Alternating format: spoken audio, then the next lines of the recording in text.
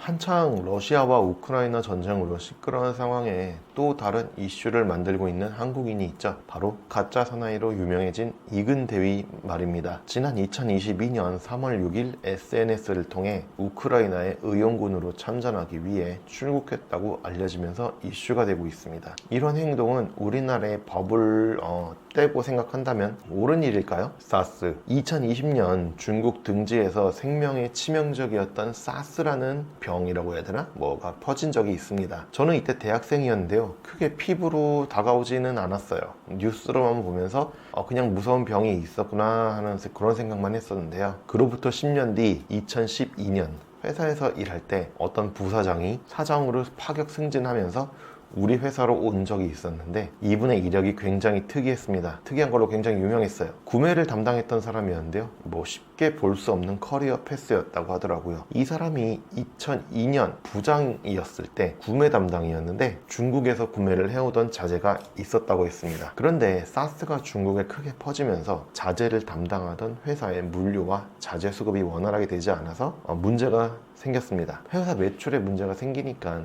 회사 입장에서는 사람을 보내서 일을 처리하고 싶은데 전염병이 퍼진 나라의 직원을 출장을 보내서 일을 해결하기에는 좀 문제가 있었나 봐요. 도덕적이나 뭐 이런 걸로. 뭐 지금처럼 화상회의나 인터넷도 잘 되지 않던 시기여서 이도 저도 못했다고 합니다. 회사는 매출을 포기할 수는 없었지만 표적한 방법이 없었다고 해요. 바로 이 아저씨가 서류 가방을 들고 중국으로 출발합니다. 그리고는 사스에 걸리던 말던 온갖 중국을 헤집고 다녔고 구매를 정상적으로 돌려놔서 매출 차질을 크게 막았다고 했습니다. 이 사건으로 회사 생활이 완전히 폈고 구매 출신임에도 불구하고 사장까지 올라간 그런 아저씨였어요. 약간 충격이었습니다. 저렇게까지 목숨 걸고 일을 해야 하는 건가? 목숨 걸고 일하면 나도 사장을 달 수 있는 가능성이 있는 건가? 라는 생각을 많이 했었습니다. 그 사람이 사스에 걸려서 죽을 확률이 얼마나 되는지도 모르는 상황에서 불구덩이에 그냥 뛰어든 거잖아요. 그리고 결국 사장이 되었으니 뭐 샐러리맨 회사원으로서는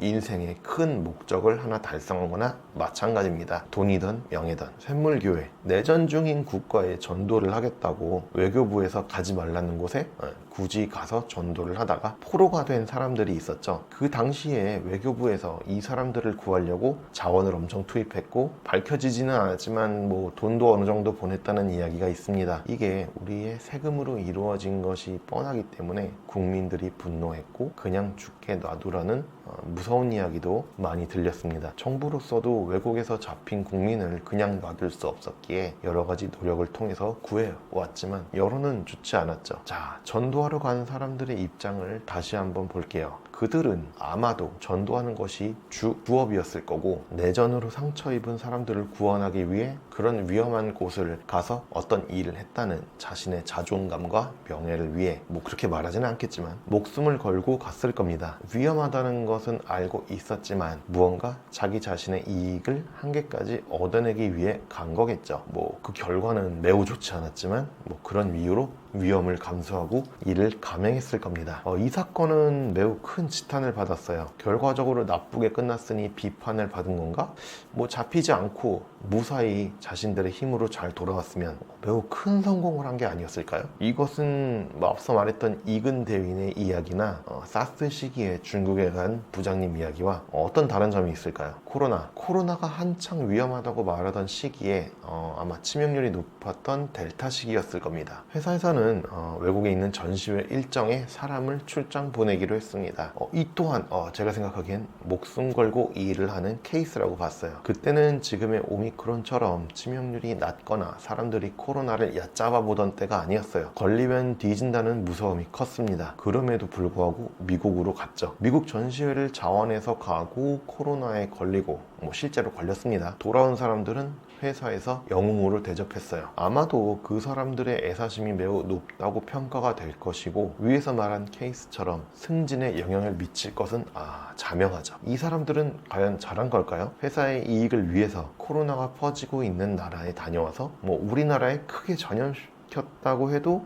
그래도 잘한 건가요? 우리나라에 전염이 퍼지지 않도록 격리를 잘 지켰고 해를 끼쳤다는 증거도 없으니 그냥 영웅으로 만들면 되는 건가요? 어떻게 행동하는 게 맞는 건가요? 저도 먹여 살려야 할 가족이 없고 철이 아직 덜 든 상태였다면 뭐 어느 정도 저런 목숨을 건 도전을 해볼 수 있을 거라고 생각합니다. 그런데 지금의 나로서는 나의 명예를 올리자고 내 인생의 목적을 달성하자고 저렇게까지 목숨 걸고 일하기에는 너무나 지켜야 할 사람이 많죠. 내 건강을, 내 인생을 걸면서 일을 해야 그 중에 몇 명이 한계까지 다다를 수 있다는 이야기입니다. 나중에 이근 대위에게 문제가 생겨서 러시아 포로가 되고 정부에서 자원을 투입해서 구해오게 된다면 뭐 세금을 낭비했다는 그런 비판을 받을 것이고, 우크라이나 전투를 잘 도와서 우크라이나가 전쟁에서 이긴다면 우크라이나의 영웅이 될 거고요. 그리고 한국의 영웅, 뭐 불법이겠지만 그래도 목숨 걸고 약자를 위해 싸워준 한국의 영웅이 될 것입니다. 그리고 러시아가 이겨도 뭐 사람만 돌아온다면은 뭐 유튜버로서 군사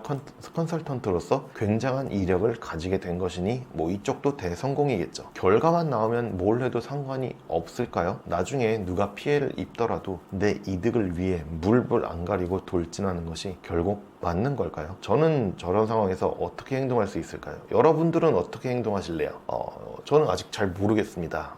저도 성공을 위해서는 모든 것을 다 걸고 주변 신경 안 쓰고 돌진하고 싶은데 뭐 제 능력도 안 되고 자신감도 없고요. 잘 모르겠습니다. 하지만 지금까지 얘기하신 분들 모두 다 대단하다고 생각합니다.